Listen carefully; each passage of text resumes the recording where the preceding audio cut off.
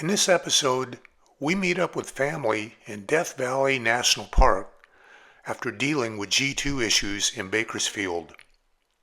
Hi, I'm Dave Atkinson, and welcome to Life on the Straight. Thank you for watching Life on the Straight, and if you'd like to follow our 2-year journey as it unfolds, please consider subscribing, which is free. There were several routes leading to Death Valley from Bakersfield. We chose the one heading east on State Route 58, heading north on State Route 14 until it merged into US 395, and then east again on State Route 190. We didn't realize it, but the final segment took us over 2 steep mountain passes. On the first one, G2's engine was wailing as the RPM soared due to the lower gears, and I was trying to use the brakes sparingly. We descended into a valley which we at first thought was Death Valley, but it was not to be as the road soon began climbing up and over the second pass. On the way down, our TireMinder's console, and that's the tire pressure and temperature system, began beeping, warning us of excessive temperatures for our tires. I pulled off the road at the first opportunity, and as I exited the coach, I could smell the distinct odor of burnt brakes. I spit on the wheels, and it sizzled and evaporated.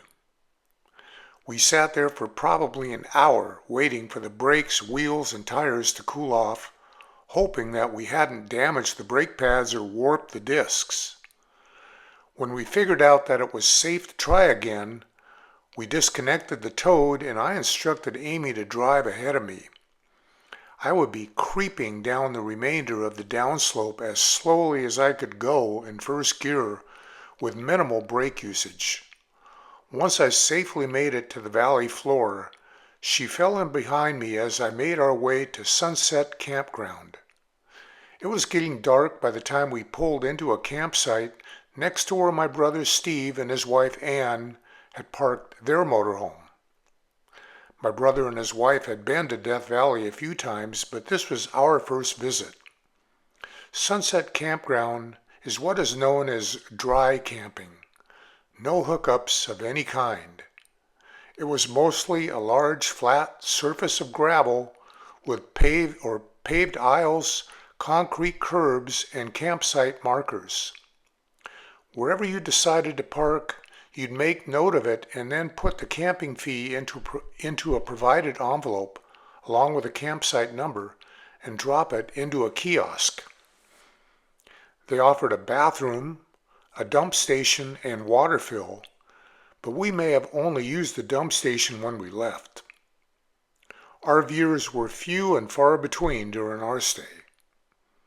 It was convenient, being located directly across the street from Furnace Creek Ranch, which is pretty much the center of Death Valley amenities. At 10:30 the next morning, we all went out to breakfast. There was a thermometer showing 69 degrees, but telling people that on July 10th, 1913, the highest recorded temperature of 134 degrees had been hit. The lowest temperature ever recorded in Death Valley, 15 degrees, had also been hit that same year, January 8th. Wow. We spent part of the day walking around the Furnace Creek Ranch, having coffee at the golf course, which is 214 feet below sea level, and visiting a museum and some outdoor historical exhibits, along with the National Park Service's Furnace Creek Visitor Center.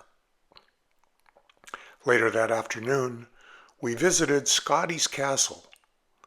According to the visitor center, why would anyone build a mansion in Death Valley? The answer involves a story with 3 main characters, all born in 1872. A wealthy Chicago insurance executive, his devoutly religious wife, and an ex-cowboy who sold shares in a phantom gold mine. Construction began in 1922, and the mansion included indoor plumbing and air conditioning, unusual in the desert, but common elsewhere. Our tour guide took us throughout the impressive mansion and grounds. What was even more impressive was something that had never been completed: a massive outdoor swimming pool with below-grade portals so that visitors could look up at the swimmers from below. On the way back to the campground, we took a detour to check out overheated crater. It was only about 2,000 years old and was created by geological forces turning groundwater into superheated steam, causing the rocks to explode. The crater is half-mile across and about 500 feet deep. It was quite beautiful, with the color of the earth on the crater walls changing from grays to rust to light tan.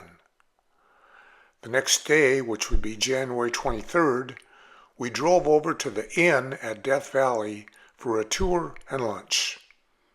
The website says that the inn was built in 1927, and after a $100 million renovation, it is a AAA rated 4-diamond resort that still pampers every guest.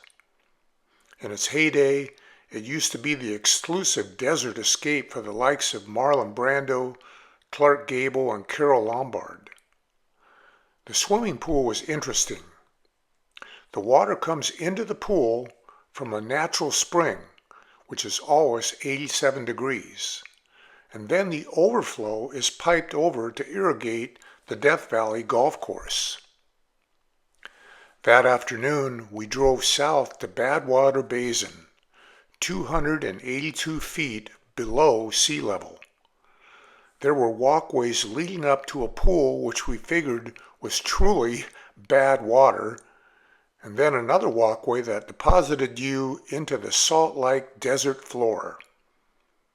The ground on both sides of the salt floor appeared as if it had been plowed, but it was not normal soil in any sense of the word, but rock hard. The signs called it the Salt Flats of Badwater Basin. An even more bizarre version of Salt Flats of Badwater Basin was in another part of Death Valley named the Devil's Golf Course. This looked like heavily plowed earth that dried rock hard and was covered with salt crystals. We tried to walk on this surface, but it was hard to keep your balance, and one slip would probably mean bloody knees and hands. Our next stop that afternoon had far-reaching implications. We drove over to Artist Palette, a Death Valley's painted hills. While not up to the wow factor of the other painted hills that we visited in Central Oregon, it was still a nice little driving loop.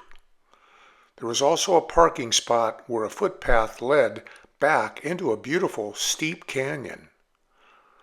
While in the parking lot, we spotted a car with Florida license plate. We walked over and talked a bit with a husband and wife who indeed were from Florida and not just renting a car with Florida plates. I mentioned to them that we had never been to Florida and wanted their take on the best time of year to visit so that we wouldn't be there during hurricane season.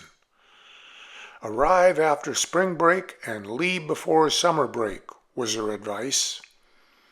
When we returned to G2 for the night, I began to loosely plan a course that would have us arriving in about 2 months and staying in Florida for around 3 months before heading up the East Coast. January 24th was our final full day in Death Valley, and it was a memorable one. By early afternoon, we had ascended a long and windy road to a spot called Dante's View. People were actually bicycling up the steep road, and thankfully it was paved. From the parking lot, there was a path in the dirt that led us to several bird's-eye vantage points that looked down on the entirety of Death Valley. We've heard the phrase, "pictures don't do it justice." That truly applied to this scenic outlook. Afterwards, we drove 30 miles east to the Amargosa Opera House at Death Valley Junction. Not even a gas station of a town, The Opera House was part of an old U-shaped structure, also housing a motel and a cafe. A woman named Marta Beckett loved ballet, and she created the Opera House to put on her one-woman ballet-themed plays. Each wall is a top-to-bottom mural depicting kings, queens, and their subjects as onlookers in the balcony.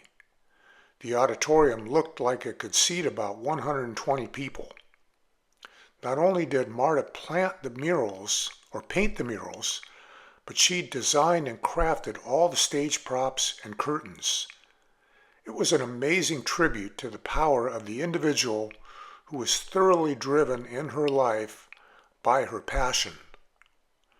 We went to the Amargosa house, which was the hotel building, and looked around, but nothing was really all that interesting. We looked at a room that people could rent, and then went out in the back where a lady was giving grass to some wild mustangs that had wandered up. The stallion was aggressive towards us, and the woman told us not to look at it directly as it would take that as a challenge. Even so, it was pretty special to see wild horses. We bid each other goodbye the following morning as our paths took us in different directions.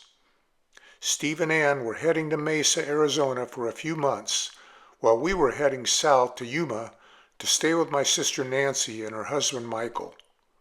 We would meet up with Steve and Ann 3 weeks later in Mesa.